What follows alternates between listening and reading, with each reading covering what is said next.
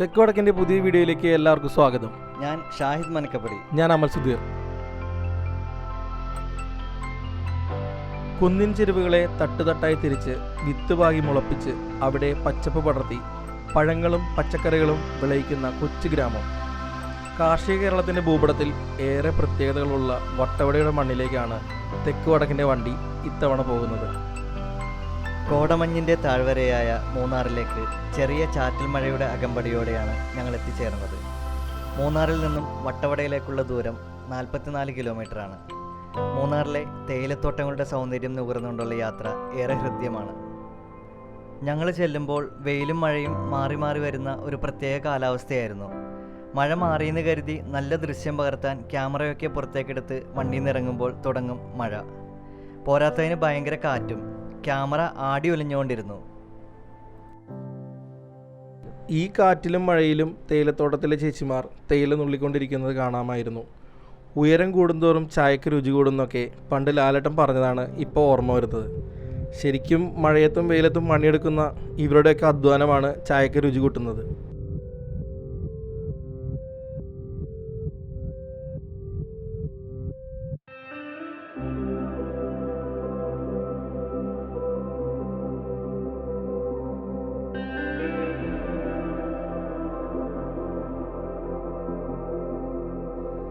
വട്ടവടയിലേക്കുള്ള യാത്രയുടെ ഇടയ്ക്ക് അട്ട കടിച്ചാൽ എങ്ങനെ ഉണ്ടാകും? ഇതിങ്ങനെ ഉണ്ടാകും. അമലിനെ അട്ട കടിച്ചത് വീഡിയോ പിടിച്ച് ക്യാമറ മടക്കി വെക്കാൻ നേരം എൻ്റെ കാലിലും ചെറിയ നീറ്റൽ. അട്ടയാശാൻ എൻ്റെയും കുറേ ഓ നെഗറ്റീവ് അകത്താക്കിയിട്ടുണ്ടായിരുന്നു.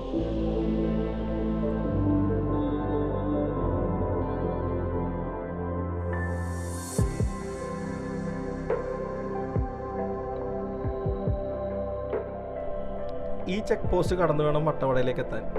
രാവിലെ 6 തൊട്ട് വൈകിട്ട് 6 മണി വരെയാണ് ഇതിൻ്റെ ടൈമിംഗ്. പാമ്പാടും ഷോല നാഷണൽ പാർക്ക് ഇവിടെയാണ്. ഈ വഴിയിലൂടെയുള്ള യാത്രയിൽ ഭാഗ്യമുണ്ടെങ്കിൽ വന്യമൃഗങ്ങളെ കാണാം. വട്ടവടയിലേക്കുള്ള യാത്രയിൽ ഒരു നല്ല എക്സ്പീരിയൻസ് ആയിരുന്നു ഈ പാതയും കാഴ്ചകളും.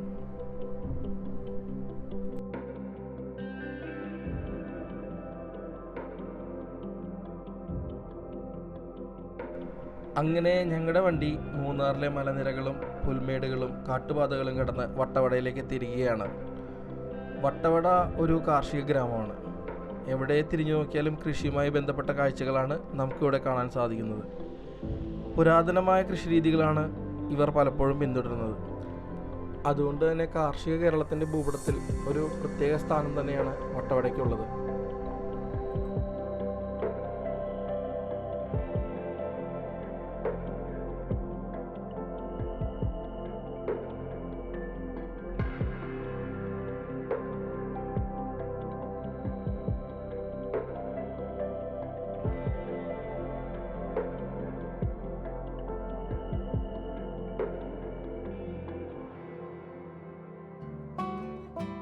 കുന്നുകളും മലനിരകളും ചെത്തിമിനുക്കി തട്ടുതട്ടായി തിരിച്ചിട്ടാണ് ഇവർ കൃഷി ഇറക്കുന്നത്. അത് കാണാൻ തന്നെ പ്രത്യേക രസമാണ്. ആകാശക്കാഴ്ചയുടെ കാര്യം പറയാൻ വേണ്ട, നിങ്ങൾക്കത് ഇവിടെ കാണാം.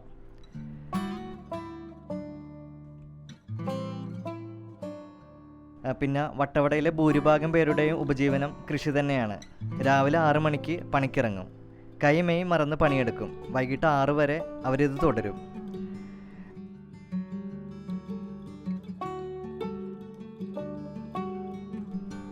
പിന്നെ വട്ടവടയിലെ കാലാവസ്ഥയും കൃഷിക്ക് ഏറെ അനുയോജ്യമാണ്. വർഷം മുഴുവൻ ഇടവിട്ട് മഴ ലഭിക്കും. ഞങ്ങൾ ചെല്ലുമ്പോഴും നല്ല മഴയുണ്ടായിരുന്നു. നല്ല തണുപ്പ്, ഇളം വെയിൽ, അങ്ങനെ വർഷം മുഴുവൻ വിളവ് ലഭിക്കാൻ കാരണം ഈ കാലാവസ്ഥയാണെന്ന് വട്ടവടക്കാർ പറയുന്നു.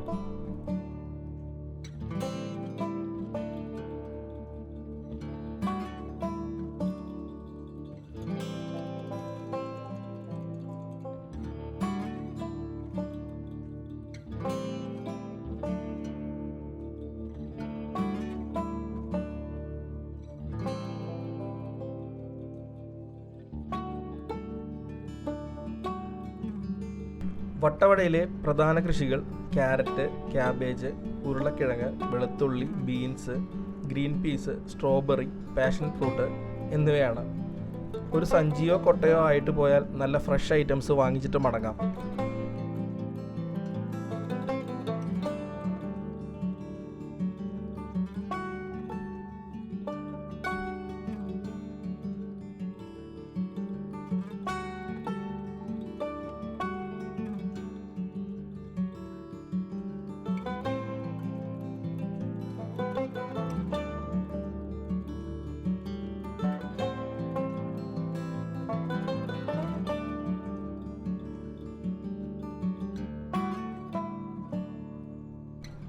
കുറേ സ്ട്രോബെറി തോട്ടങ്ങൾ വട്ടവടയിലുണ്ട്.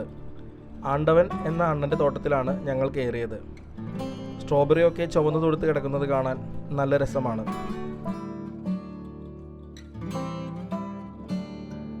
പഴുത്ത സ്ട്രോബെറി ഞങ്ങളോട് പറിച്ചെടുത്തോളാൻ പറഞ്ഞു.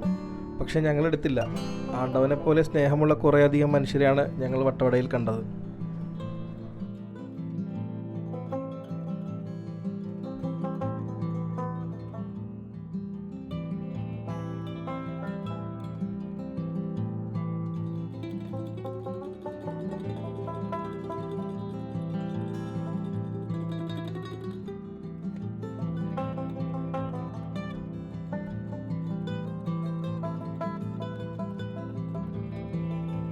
വട്ടവടയിലെ ഒരു കോമൺ കാഴ്ചയാണ് നിങ്ങൾ ഈ കാണുന്ന കുതിരകൾ. ഇത് ശരിക്കും കുതിരകളല്ലാന്ന് പിന്നീടാണ് മനസ്സിലാവുന്നത്. കുതിരകളെയും കഴുതകളെയും ക്രോസ് ചെയ്യിച്ചുണ്ടാക്കുന്ന മ്യൂൾ എന്ന ഇനമാണ്. മലയാളത്തിൽ പറഞ്ഞ കോവർ കഴുത. വട്ടവടയിലെ ആളുകളുടെ വീടുകളും കൃഷിസ്ഥലങ്ങളും തമ്മിൽ നല്ല ദൂരം കാണും. കൃഷി ആവശ്യങ്ങൾക്കുള്ള സാധനങ്ങൾ കൊണ്ടുപോകുന്നതിനാണ് ഇവർ മുഖ്യമായും കോവർ കഴുതകൾ ഉപയോഗിക്കുന്നത്.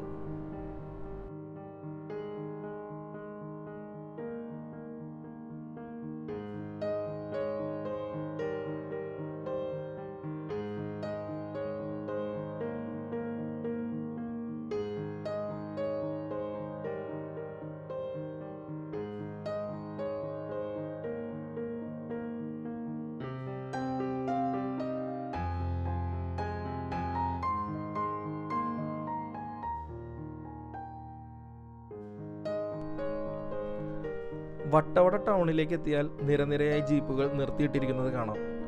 കാഴ്ചകൾ കാണാനെത്തുന്നവർക്ക് വട്ടവടയിലെ ഏത് മുക്കിലും മൂലയിലും ഈ ജീപ്പ് മാർഗം എത്തിച്ചേരാം. സ്വന്തം വണ്ടിക്ക് പോയിക്കൂടെ എന്ന് ചോദിച്ചാൽ ചെറിയ കാറൊക്കെ ആണെങ്കിൽ യാത്ര ഇച്ചിരി റിസ്ക്കാണ്. വണ്ടിയുടെ അടിയിടിക്കും. അങ്ങനെയുള്ളവർക്ക് ജീപ്പ് വിളിക്കാം. ജീപ്പ് സഫാരിക്ക് 2000 രൂപ മുതൽ 2500 രൂപ വരെയാണ് ചാർജ്. സമയപരിധിയില്ലാതെ അവർ നമ്മളെ വട്ടവട ചുറ്റിക്കാണിക്കും. ചിലന്തിയാർ വാട്ടർഫാൾസ്, കൃഷിത്തോട്ടങ്ങൾ, വ്യൂ പോയിൻ്റ് എന്നിവിടങ്ങളിലൊക്കെ കൊണ്ടുപോകും. ഭ്രമരം, നായാട്ട് എന്നീ സിനിമകളിലെ ചില സീനുകൾ ഇവിടെ ഷൂട്ട് ചെയ്തതാണെന്ന് ജീപ്പ് ഡ്രൈവറായ മണിച്ചേട്ടൻ ഞങ്ങളോട് പറഞ്ഞു. ചേട്ടൻ്റെ നമ്പർ ഡിസ്ക്രിപ്ഷനിൽ കൊടുത്തിട്ടുണ്ട്. ജീപ്പ് സഫാരി ആവശ്യമുള്ളവർക്ക് മണിച്ചേട്ടനെ കോൺടാക്റ്റ് ചെയ്യാം.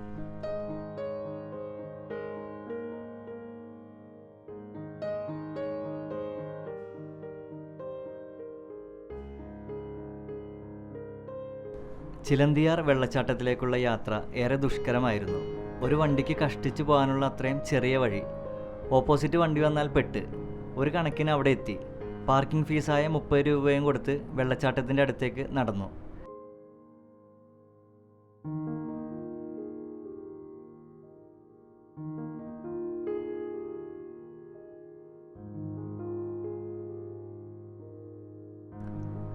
നടന്ന് ചെന്ന് കണ്ടപ്പോഴല്ലേ അതിൻ്റെ മനോഹാരിത മനസ്സിലാകുന്നത്. കാടിൻ്റെ വന്യതയിൽ സ്വസ്ഥമായി ഇച്ചിരി നേരമിരുന്ന് റിലാക്സ് ചെയ്യാൻ പറ്റിയ ഇടം. ഫാമിലി ആയിട്ടൊക്കെ വന്നാൽ ശരിക്കും എൻജോയ് ചെയ്യാം.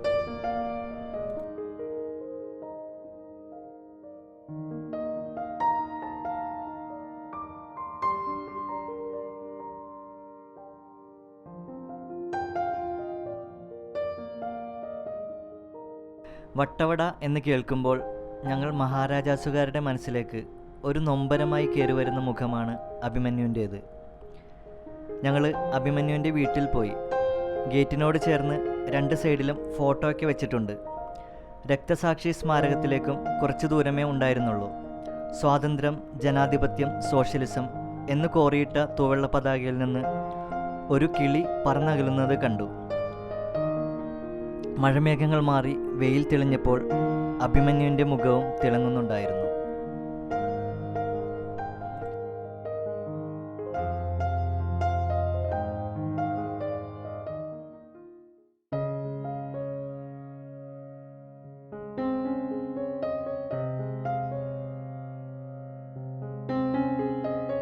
വട്ടവടയിലെ അത്യുഗ്രൻ റിസോർട്ടുകളിൽ ഒന്നാണ് നേച്ചർ കാസിൽ. ടൗണിൽ നിന്ന് ഏകദേശം 3 കിലോമീറ്ററാണ് ഇങ്ങോട്ടേക്കുള്ള ദൂരം.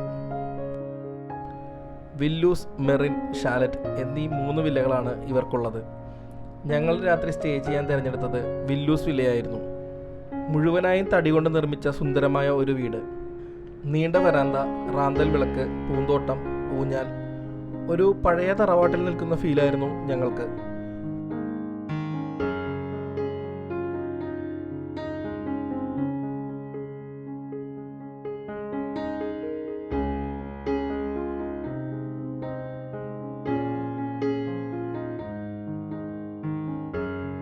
മൂന്ന് ബെഡ്റൂമുകൾ, അറ്റാച്ച്ഡ് ബാത്റൂം, കിച്ചൺ എന്നീ സൗകര്യങ്ങളുണ്ടായിരുന്നു ഇവിടെ. ഒരു വലിയ ഫാമിലിക്കൊക്കെ സുഖമായി താമസിക്കാൻ പറ്റിയ ഇടമാണിത്. കൂടാതെ ബാച്ചിലേഴ്സിനും കപ്പിൾസിനും പറ്റിയ പാക്കേജുകൾ ഇവിടെ അവൈലബിൾ ആണ്.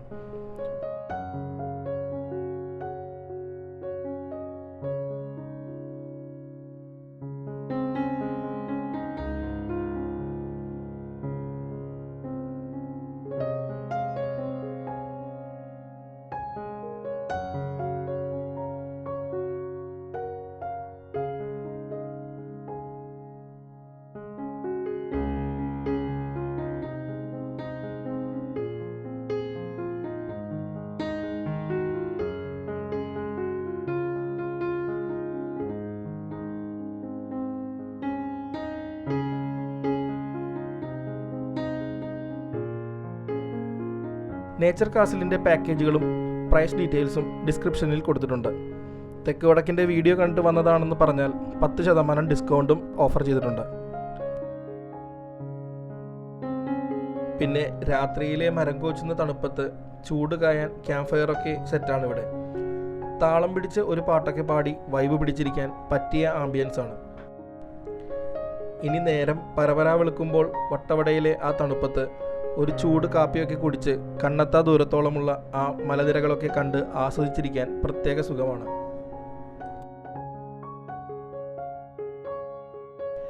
അങ്ങനെ വട്ടവടയിലെ മനോഹര കാഴ്ചകളൊക്കെ പെറുക്കിക്കൂട്ടി ഞങ്ങൾ മലയിറങ്ങുകയാണ്. മഴമേഘങ്ങളും നീങ്ങിത്തുടങ്ങിയിട്ടുണ്ട്.